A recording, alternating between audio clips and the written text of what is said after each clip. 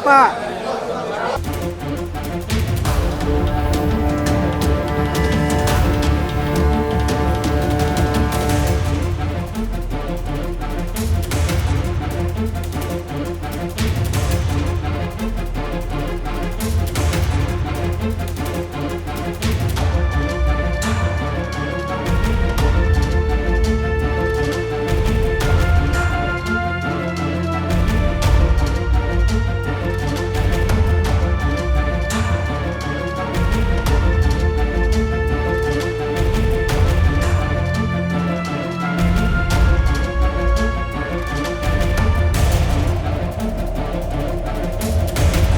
Dia sekarang lupa, dia nggak tahu, bukan lupa dalam artian tapi dia sudah nggak tahu di mana tempat keluarga dan sebagainya, karena dia waktu dia ditangkap umur 20 tahun, kita bisa bayangkan umur 20 tahun kita semua yang ada di sini, sekarang dia umur 63 tahun. Nah, kita berusaha nanti tim ini akan berusaha nyari, dia nggak tahu informasinya. Di mana rumahnya? Handphone dia akan tahu, keluarga dia akan tahu, di mana dia sudah lupa. Nah, sehingga kami berusaha juga akan mengundang dan kita akan mengantarkan Pak Jamil ini sampai ketemu. Sampai ketemu. Hanya bermodalkan dia masih ingat bahwa dia adalah orang NTB. Ya, Nusa Tenggara Barat. Bermodalkan itu, tim ini akan mengolah seluruh datanya untuk kita cari alamatnya dan kita antarkan sampai rumah. Mudah-mudahan target kita dia berlebaran sama keluarganya. Jadi Ibu ini 15 tahun ya di Malaysia, Bu ya? Iya. 15 tahun di Malaysia, dia ditemukan terlunta-lunta, terlantar di pinggir jalan oleh seorang orang baik. Tinggalnya di bawah jembatan. Ibu kenapa dulu mesti akhirnya terlantar di pinggir jalan, Bu? Sebab itu rumah tak ada bayar, diusir terus, terpaksa kita tidur bawah jembatan. Lepas itu siang-siang kita cari kerjaan, cuma diserempet motor jatuh ke longkang. Dan Ibu waktu itu nggak digaji waktu sebelum itu? Waktu sebelum keluar dari rumah itu? Itu sebelum sewa itu sudah cuma lambat 1 bulan. 1 bulan. Ibu Iya. akhirnya di pinggir jalan. Iya. Akhirnya yang nyelamatin siapa, Bu? Orang Malaysia. Yang menyelamatkan orang Malaysia? Itu polisi itu pakai preman. Polisi pakai preman. Iya. Akhirnya Ibu dibawa ke shelter. Nah, Dan akhirnya ketemu saya kemarin, ketemu tim gercep kita di situ. Dan Ibu ini yang kemarin saya ceritain, dia tidak tahu alamat pastinya. Ibu cuma tahu tinggal di desa mana, Bu? itu Bedian. Bondowoso bagian Bedian pondok pesantren. Tapi nggak tahu di mana alamatnya. Jadi dijanjikan gaji 11 juta, ternyata tidak benar, kepala potongan-potongan lebih gede dan akhirnya tidak bawa apa-apa ke sini. Jadi tidak ada hasilnya. Ini masih mending, masih ada pernah dibayar. Yang lain banyak yang sama sekali nggak terima gaji. Dan sekarang yang penting alhamdulillah udah pulang sini, udah bisa berkumpul sama suami, sama ibu, sama mertua juga. Ya, selamat datang lagi di Indonesia, bisa berlebaran di sini Bu ya. Terima kasih dokternya. Sama-sama Ibu. Hari ini kita baru bisa mulangin 7 ya? hari ini. Bisa 7. mulangin 7. Insya Allah bulan depan 3 bulan lagi bisa pelan-pelan 20, 30 Iya. insya Allah. Insya Allah. Dari situ kita biayain semua ke sini tiketnya, dan dari sini kita biayain ke kampung halaman. Sampai kampung halaman kita beliin tiket pesawatnya, terus kita kasih uang saku, dan untuk ada beberapa orang yang kita yang nganter. Karena untuk orang yang kayak ibu tadi kan nggak bisa ngelihat. Nggak bisa Yang ibu ngelihat. yang tadi itu yang ditemukan terlantar di pinggir jalan itu matanya satu udah nggak bisa lihat, satu udah buram banget. Sampai di shelter, di shelter aja dia udah dimandiin, dimandiin. Dan itu akan kita antar berdua langsung besok ke Bondowoso, besok pagi berangkat. Mudah-mudahan ini jadi pemicu buat negara lebih punya aksi lagi untuk mengatur ini semua. Karena sekarang rata-rata tenaga kerja yang bermasalah itu tenaga kerja yang masuk dengan jalur tidak resmi atau ilegal. Lewat calo-calo yang menamakan dirinya agen, agent, tapi betul calo. Sampai sana ada yang dibuang di tengah jalan loh. Ada yang ditelantarin, ditaruh di diambil semuanya. dan rata-rata mereka nggak digaji karena mereka nggak punya kontrak kerja. Ini hari ketiga setelah operasi dan aku udah sampai lagi di Barangbagi. Hari ini by the way adalah cabut kapas yang ada di dalam hidung aku.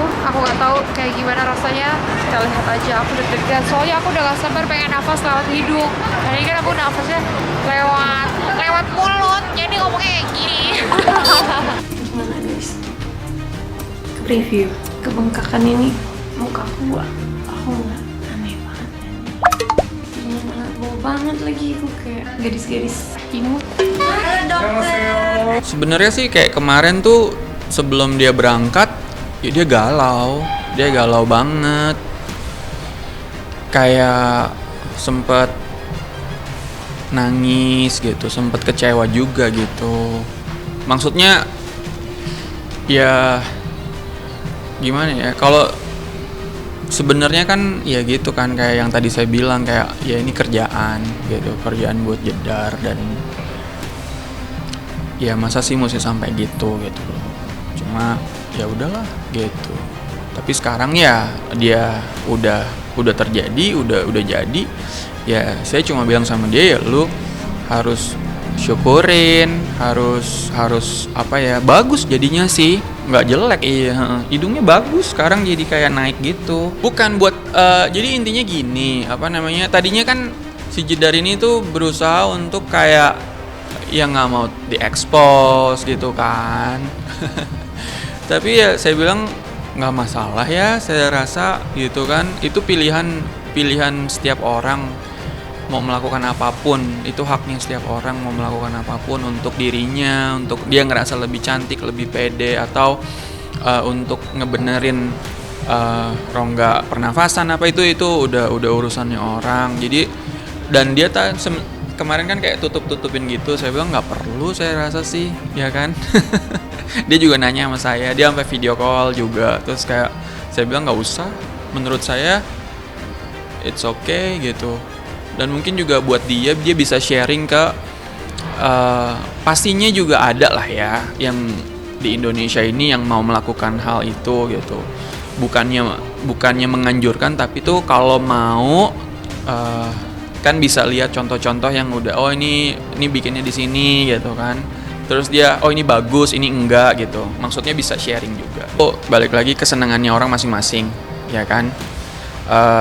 Jedar itu pasti udah mikirin cukup lama untuk mau melakukan hal itu gitu, karena kan emang bukan keputusan yang mudah ya. Pasti setiap orang maksudnya punya apa ya, kayak kita punya inilah kebutuhan yang istilahnya yang perlu diperbaikin juga. Karena setahu saya dulu tuh Jedar itu tuh punya apa namanya, punya lubang hidung itu tuh kecil sebelah gitu. Karena saya waktu sama Jedar pernah ada satu accident, terus udah gitu dia hidungnya kena, terus makanya dia tuh kayak sempet pernah ini gitu, dan udah pernah dicek juga, itu ada bolongan hidungnya tuh, salah satunya tuh ada yang kecil gitu, gara-gara accident itu. Rencananya gimana ya, itu anak sih sebenarnya semenjak dia tahu tuh dia ada problem sama lubang hidung, kayak saluran pernafasannya gitu. Sebenarnya sih udah pernah di-advise dulu sama salah satu dokter, katanya ini lebih baik dioperasi karena emang nggak bisa diituin. Tapi emang anaknya kan nggak mau, dan juga kan dulu itu kan dia kalau boleh dibilang kan syuting setiap hari, nggak mungkin ada kesempatan untuk melakukan operasi. Dan sekarang ya kalau boleh dibilang ada kesempatan, terus udah gitu ya mungkin kalian semua juga udah tahu di rumah bahwa ini aku frankly ngomong aja, Jedar itu ya memang ditawarin ya kan kerjaan untuk sekalian operasi, sekalian mempromosikan apa ya, kayak klinik di Korea gitu. Jadinya ya diambil karena kan memang ada uangnya. Operasinya tuh dari kapan? Tanggal 6 April. Sebenarnya operasinya sih nggak lama. Operasinya itu kayak cuma 1 hari, ya kan. Tapi balik lagi ya, kalau di Korea kan emang mereka udah termasuk advance untuk operasi plastik. Mungkin banyak juga selebritis di Indonesia yang pergi ke sana untuk kayak melakukan operasi gitu. Jadi sangat sebentar sih. Setelah Jedar kemarin operasi juga langsung video call sama saya gitu, kayak kabarin gimana gitu. Tapi ya everything fine. Wah, kalau hidung sih bisa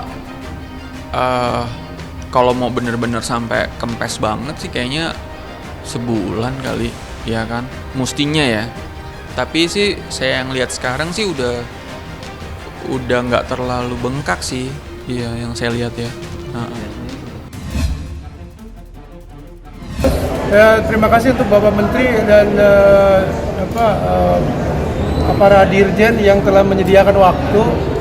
Ada keinginan yang besar ya, dan juga niat tekad dari pemerintah untuk support, untuk sokong kita punya kinerja, untuk sokong sistem besar yang dibangun. Semoga semuanya berjalan dengan baik, realistis dan tercapai tujuannya. Ya, saya rasa baik ya. Pertemuan hari ini paling tidak ada titik cerah, nanti ada langkah-langkah berikut yang lebih konkret. Wujudnya adalah FGD, tadi mungkin sudah disampaikan, agar semua pihak itu bertemu, lalu kita merancang cara-cara yang konstruktif dan realistis dalam mewujudkan sistem yang sedang dibangun, yaitu lembaga manajemen kolektif ini. Pengumpulan lewat itu kan belum berjalan secara efektif. Ya, kalau semua ketemu, lalu bagaimana menagih supaya semua user pengguna itu bayar, IO bayar, promotor bayar, dan semua itu berjalan dengan baik, jumlahnya besar, tentu tidak ada keluhan dari pencipta, kan? Jadi kita harus bikin FGD dulu dalam waktu cepat. Tadi tidak ada omongan yang fokus ke sana karena itu masalah kan nggak mudah untuk merubah pasal-pasal itu ya. Tadi hanya dijanjikan itu levelnya peraturan menteri dalam waktu yang cukup dekat itu bisa. Nah, khususnya misalnya dalam hal tarif. Katakanlah sekarang ini kan ada tarif 2% untuk setiap pertunjukan. Kalau pertunjukan memakai tiket, 2% dari tiket atau 2% dari biaya produksi. Nah, kalau itu jumlahnya tidak cukup baik, kita harus ketemu sama-sama semua pihak, IO, promotor, musisi, pencipta semua, untuk supaya jumlah itu direvisi sehingga realistis. Pak Menteri bilang bahwa pasal 23 itu di bawah pasal 9. Kita semua mendengar. Jadi pasal 23 itu kalah dengan pasal 9. Yaitu penyanyi harus minta izin dari pengarang lagunya. Pasal 9-nya ya, itu ya. Jadi pasal 23 itu Pak Menteri sepakat tadi bahwa ini memang pasal memang bermasalah. Pak Menteri sepakat tadi. Saya nggak perlu bisa ngomong, Pak Menteri sepakat. Jadi, Pak Menteri mengatakan pasal 23 itu adalah pasal khusus terhadap pasal 9. Ada banyak ketentuan di pasal 9 yang menyatakan hak daripada pencipta. Pasal 23 adalah mengenai pertunjukan. Di situ terletak kekhususan dan segala bentuk lembaga manajemen kolektif yang diatur di situ. Jadi kita menyasar itu untuk supaya diterapkan dengan benar dalam ranah yang praktis sehingga semua sistem berjalan dengan baik. ya nggak bakal lah. Semua tadi semua pengarang lagu tadi udah sepakat bahwa semuanya harus pakai itu. Memang ini upaya dari kami para komposer untuk apa? Sebenarnya untuk menyelamatkan legacy kami, untuk keluarga dan anak cucu kami yang memang nantinya mereka nih yang merasakan eksploitasi daripada lagu-lagu kami. Jadi sebenarnya harapan kami simple adalah apa? Eksklusivitas komposer itu ditegakkan di negara ini. Jadi tidak ada lagi orang yang beranggapan bahwa ketika lagu sudah dipublikasikan ke khalayak umum menjadi public domain. Itu salah besar. Itu adalah kesalahan berpikir. Bahasa saya logical fallacy. Kesalahan nalarang. Ya, betul. Berkaitan dengan masa depan, kesejahteraan serta keadilan bagi para pencipta lagu, maka kami, para pencipta lagu atau komposer Indonesia, dengan ini menyampaikan pernyataan sikap kami atas beberapa isu krusial sebagai berikut. Yang pertama, dapatkah pencipta lagu tidak memberikan izin kepada pihak lain untuk menggunakan lagu ciptaannya? Kesimpulan kami, bisa. Pencipta lagu dapat tidak memberikan izin pihak lain untuk menggunakan lagu ciptaannya. Mari kita tinjau terlebih dahulu beberapa ayat dalam Undang-Undang Hak Cipta 28 tahun 2014. Yang pertama, berdasarkan ayat 1 pasal 1, hak cipta adalah hak eksklusif pencipta yang timbul secara otomatis berdasarkan prinsip deklaratif setelah suatu ciptaan diwujudkan dalam bentuk nyata tanpa mengurangi pembatasan sesuai dengan ketentuan perundang-undangan. Yang kedua, dalam perkembangan yang terjadi belakangan, beberapa pihak lantas menyatakan bahwa hak pencipta untuk tidak memberikan izin penggunaan karyanya tidaklah berlaku selama pengguna sudah melakukan perjanjian dan pembayaran royalti kepada LMK seperti yang tercantum pada ayat 5 pasal 23, yakni setiap orang dapat melakukan penggunaan secara komersial ciptaan dalam suatu pertunjukan tanpa meminta izin terlebih dahulu kepada pencipta dengan membayar imbalan kepada pencipta melalui lembaga manajemen kolektif. Opini itu juga diperkuat dengan merujuk ke ayat 4 pasal 87 bahwa pemanfaatan ciptaan secara komersial oleh pengguna tidaklah dianggap sebagai pelanggaran sepanjang pengguna telah melakukan dan memenuhi kewajiban sesuai perjanjian dengan lembaga manajemen kolektif. Berikut adalah tanggapan kami. Untuk menjawab argumentasi terkait pasal 23 dan 87 tersebut di atas, beberapa dari pencipta lagu yang memiliki kasus relevan mencoba melakukan pembuktian. Mereka telah mendatangi dan bertanya kepada LMK dan LMKN tentang pembayaran royalti atas beberapa konser atau pertunjukan musik terkait lagu mereka. Sampai hari ini, para pencipta lagu tersebut tidak mendapatkan jawaban pasti maupun laporan penerimaan dari daftar acara yang dipertanyakan.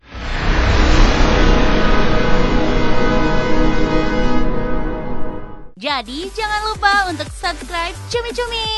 Ditekan ya tombol lonceng merahnya.